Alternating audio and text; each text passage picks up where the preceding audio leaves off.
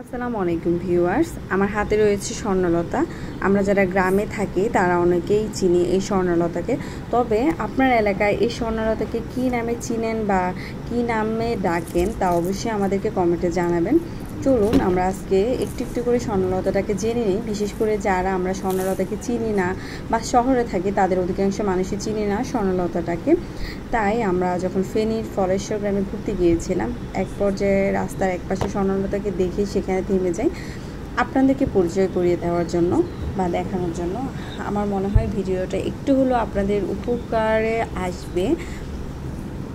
এই যে আমরা স্বর্ণলতা দেখাতে দেখাতে চারপাশে ভিউটা একটু একটু করে দেখাবো। এর মাঝে আমরা আলোচনা করব স্বর্ণলতার উপকারিতা সম্পর্কে। এই যে দেখতে পাচ্ছেন তো রাস্তার ভিউটা খুবই সুন্দর। অ্যাকচুয়ালি গ্রামটাই খুব সুন্দর ছিল, যার কারণে আমরা পুরোটা গ্রাম ঘুরে দেখার জন্য বেরিয়েছিলাম সেদিন।